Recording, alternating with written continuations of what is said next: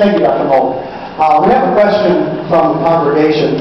How do I remain loyal to my faith and still be a friend to those who consider themselves atheists or agnostic?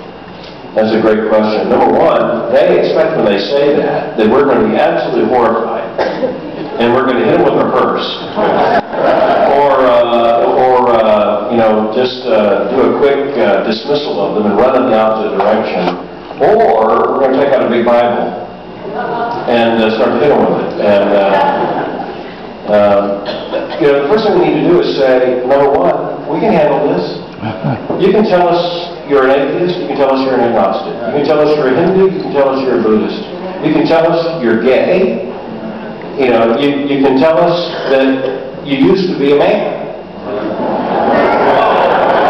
You can tell us whatever you want to tell us, because we're the people who can't be shocked. Okay, we read the Bible. And there is nothing that's going to shock us. I was talking to a man who just 3 days ago, I was in another city, had a conversation with a man in a noodle restaurant. Okay, and he said to me, I came to know Christ just about 5 months ago. And he's the kind of lost person that Christians don't think is out there. He said, had any Christians sat down next to me and told me about the gospel, I would have left on it in a second. All right? This man's an officer in the Coast Guard. He's sitting there talking to me. He said, I'm reading the Bible for the first time. And he said, please don't take this the wrong way.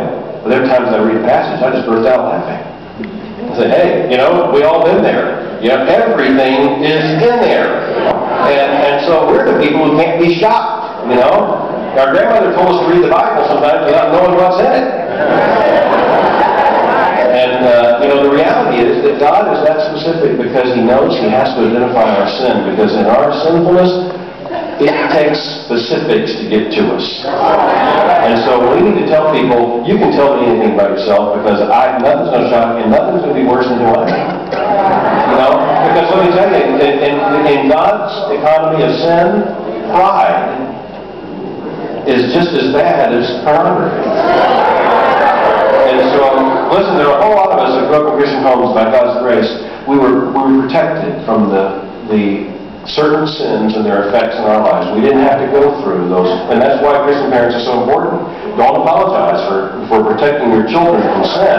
But let me tell you, they're still sinners. So we just need to let them. They think that the first thing we're going to do is run.